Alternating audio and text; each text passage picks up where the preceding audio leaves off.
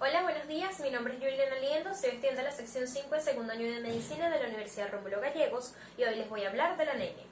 En primer lugar, debemos saber que los eritrocitos son células bicóncavas que tienen un diámetro medio de 7.8 micrómetros, cuya función principal es la de transportar hemoglobina, una hemoproteína encargada de transportar oxígeno de los pulmones hacia los tejidos y dióxido de carbono en sentido inverso. Se forman en la médula ósea de los huesos membranosos a partir de la célula precursora hematopoyética pluripotencial, a partir de la cual se crea la unidad formadora de colonias y nace el eritrocito o también llamado hematíe.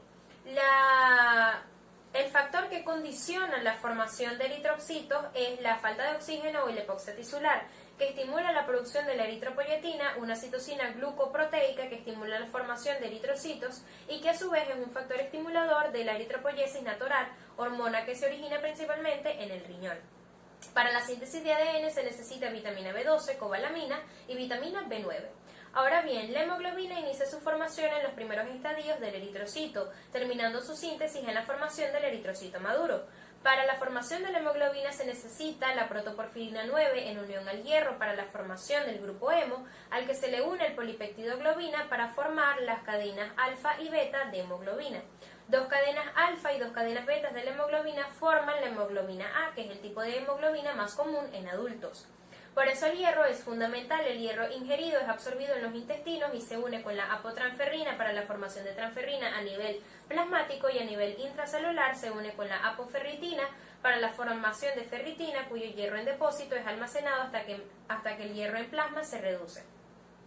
La anemia se refiere a la disminución de la masa eritrocitaria y la concentración de la hemoglobina por debajo de los niveles considerados normales.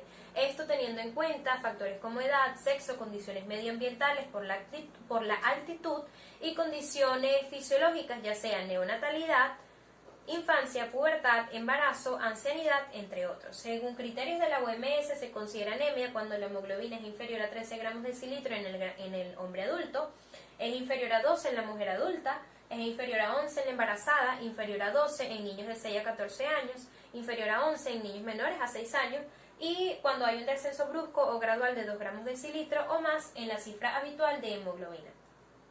La etiología se clasifica en tres grandes grupos: A regenerativo, cuando hay una disminución de la eritropoyesis por cualquier factor que altere o disminuya la producción de eritrocitos, ya sea por déficit de hierro, vitamina B12, vitamina B9, insuficiencia renal o enfermedades de la médula ósea como la aplasia medular.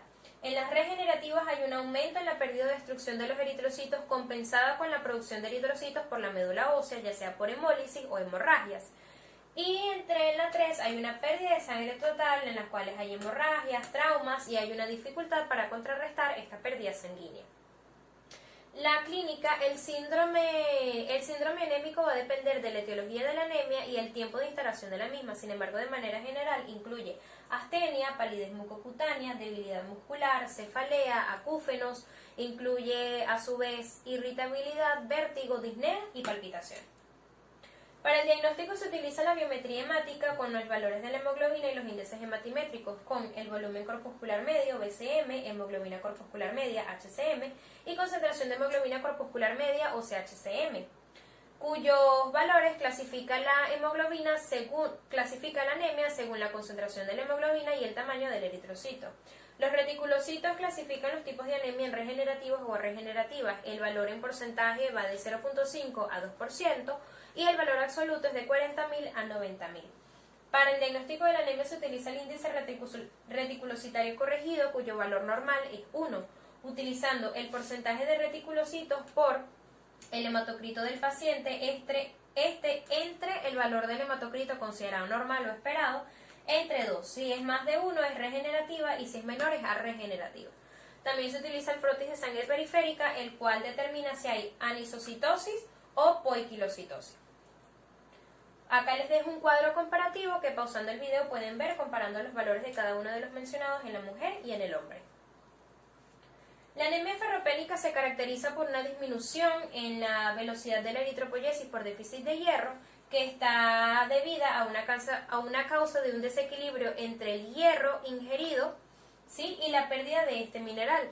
También aunado a la disminución en la capacidad de captación por el eritrocito y una disminución de la hemoglobina corpuscular media, por lo que esta anemia se caracteriza por ser macrocítica normocrómica, hipocrómica.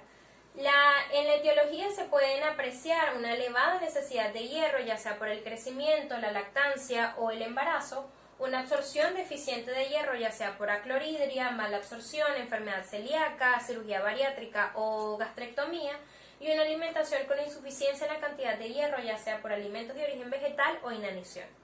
En la fisiopatología, el organismo no puede regular bien la entrada o la salida de este mineral y por tanto no puede tampoco controlar los gastos. Si se presenta un balance negativo, el primero en agotarse es el hierro en depósito, causando un déficit latente de hierro. El siguiente es el hierro tisular, causando una insuficiencia en el transporte de oxígeno y una insuficiencia en la actividad enzimática, causando posteriormente anemia ferropénica. En la clínica se aprecia un síndrome anémico y un síndrome ferropénico que está caracterizado por estomatitis angular, con una dermatitis en la comisura de los labios, glositis, inflamación de la lengua, coiloniquia, que es uñas en cuchara, pica, que es el consumo de no comestibles como tierra en niños, parestesias y entre otros. También puede apreciarse el síndrome de Bloomer, que es la aparición de membranas faringoesofágicas. En el diagnóstico de la anemia ferropénica se utiliza la biometría hemática con anemia microcítica hipocrómica, es decir, con un BCM y un HCM disminuidos.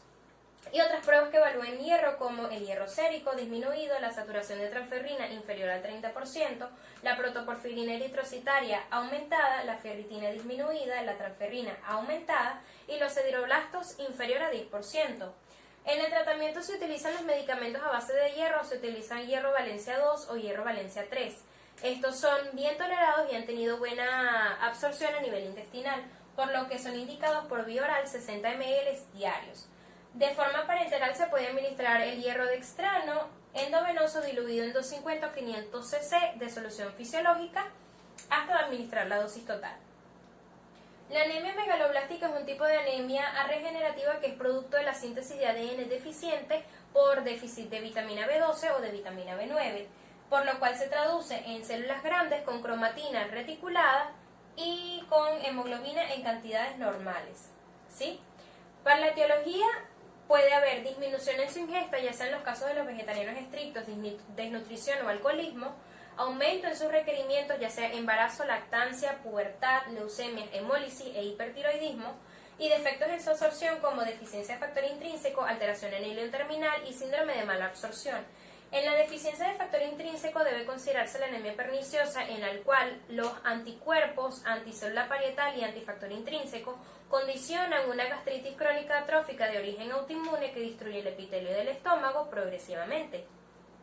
En la fisiopatología, las células hematopoyéticas son las más afectadas debido a que tienen una alta actividad mitótica. Entonces, esta producción megaloblástica anómala producirá anemia y también en su progreso pancitopenia porque afecta a todas las células sanguíneas. Este déficit en la síntesis de ADN va a conducir a células grandes con núcleo de la apariencia inmaduro y citoplasma en estado madurativo que se conocen como macroovalocitos, incluyendo a neutrófilos hipersegmentados. En la clínica del déficit de la vitamina B12 se aparece un síndrome anémico acompañado de unas manchas hipocrómicas de vitiligo concomitante, glositis de Hunter y síntomas neurológicos como polineuropatías y degeneración subaguda con la aparición de trastornos propioceptivos, alteraciones de miembros inferiores como debilidad en los mismos, entre otros. También se puede apreciar la psiconemia de Will o locura submegaloblástica. En el déficit de vitamina B9 se aprecia un síndrome anémico acompañado de glositis de Hunter sin la aparición de síntomas neurológicos. En el diagnóstico de la vitamina B12 se aprecia la biometría hemática en el cual hay una anemia macrocítica hipercrómica con un aumento del BCM y HCM y otras pruebas que incluyen la homocisteína y el ácido metilmalónico. En el déficit de la vitamina B9 la biometría hemática aprecia una anemia macrocítica normocrómica con un aumento del BCM pero HCM normal y otras pruebas que incluyen la vitamina B9 en suero, intraeritrocitaria y el valor de la homocisteína. Para el tratamiento, para corregir el déficit de la vitamina B12 se administra hidroxicobalamina intramuscular 1 gramo durante la primera semana, después 1 gramo durante 4 semanas y completadas estas dosis se administra 1 gramo cada 2 meses. Para la corrección de la vitamina B12 se administra ácido fólico de 1 a 5 miligramos al día por 4 meses. También puede administrarse el ácido folínico. La anemia de enfermedades crónicas es una anemia adquirida hiporregenerativa que es consecuente debido a la respuesta inmunológica desencadenada por la presencia de enfermedades sistémicas, ya sean agudas o crónicas.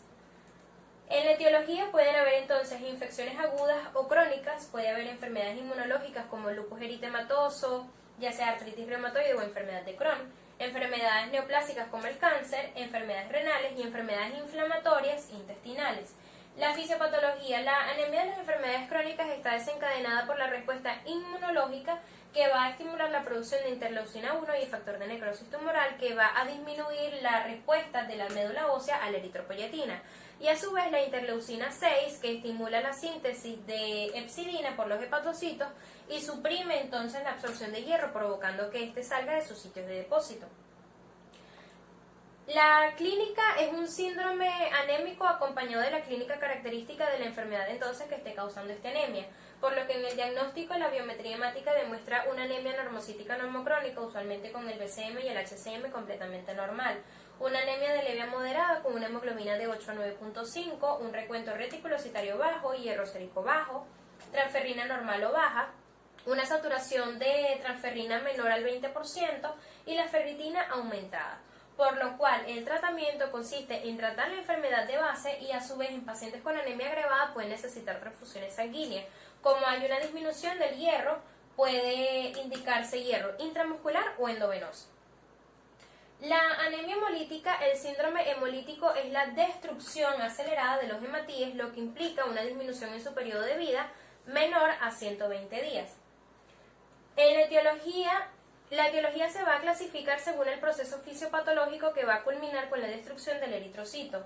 En la hemólisis intravascular puede ser debido a trauma mecánico secundario, daño endotelial o destrucción directa. También puede haber una activación del complemento celular, ya sea por anemia hemolítica autoinmune y agentes infecciosos como la malaria, el HIV y la babesiosis.